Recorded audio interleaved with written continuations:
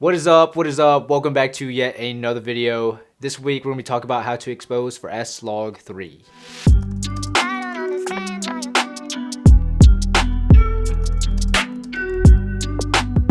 Alright, so before we start, you are going to need one of these things. You're going to need one of these things. This is an 18% gray card, and what this is going to do is give you the easiest and cheapest way to expose for S-Log3. And I'm going to make it even easier for you guys. I'm going to leave a link down in the description box below. Go and click that, get you one. Super easy, super cheap. So before we start messing around with the gray card, you are going to have to get your in-camera settings dialed in and get those picture profile settings correct. So let's hop on over to picture profile 9. It should automatically set to the gamma of S-Log3. The first thing we're going to change is the color mode. Now we're going to go to the color mode of S-Gamma 3 Cine. And if you're watching this video, you've probably already watched Gerald Undone's picture profile video, and he shows why he chooses this color mode. And it's because it's fairly accurate, so I'm going to go with that. The only other thing we're going to change is the detail level. Now in Gerald's video, he goes up to -2, -3, and says he probably wouldn't go over -2. But I'm going to set mine at -1 because I personally don't mind the in-camera sharpening, and it leaves me from forgetting to do that in post. So that's going to do for your picture profile settings. Let's hop on over to the camera settings and get that all dialed in. So the first thing we're going to set is zebras. Make sure that your zebras are on, and then Sony actually gives you 2 custom slots. So for one of them, you want to make at standard range 41 ±1. So for the second one, you're going to make it standard range 55 ±1. And I'll go over why we chose these values in just a second. So next, you're going to set the rest of your camera settings. I'm going to have mine at 4K 24 frames per second and the 10-bit 422, and then I'm going to have my shutter speed to 1/50th of a second, have my white balance all set, and then you should be ready to go. Okay, so back to this thing. Why are we using a gray card? And the answer to that is because of how S-Log3 is developed. S-Log3 is developed to have middle gray set at 41%. So we're going to use this along with the zebras we just set to tell us when our scene is exposed for middle gray at 41%. So how you're going to want to do this is basically you want your card to be like your subject.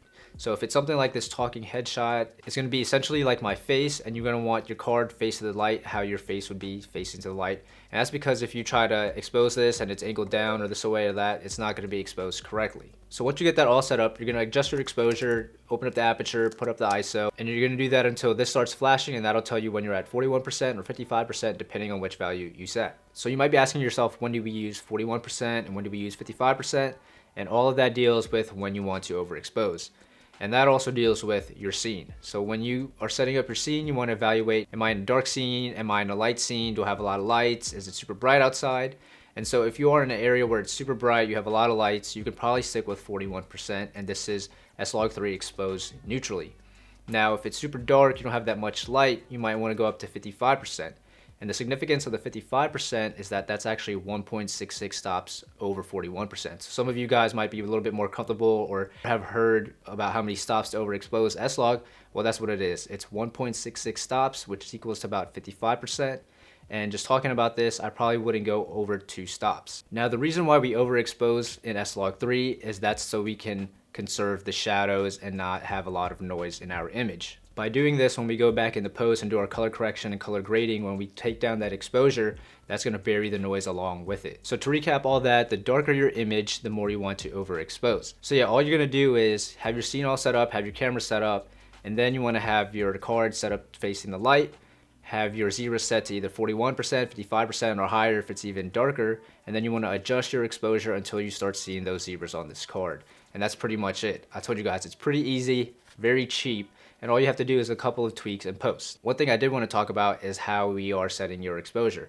Now, ideally you'd want to use aperture, and that's because the more you crank up that ISO, the more you bring noise in it. Especially at ISO 10,000, for S-Log3, that's probably the worst level you could be at. However, there is an exception to this rule, and that's because of Sony's unofficial dual native ISO. And what I mean by that is S-Log3 is set at an ISO base of 640, and it'll increasingly bring noise along with it until you get to about 12,800. So at 10,000, you're going to have a ton of noise, and then when you switch over to 12,800, the image should get a whole lot cleaner. And the reason why I bring this up is because for me, it's like another tool in your tool bag or another option you have. So maybe you're in a super dark environment, or maybe you just have an f4 lens and you can't get that aperture to open up anymore.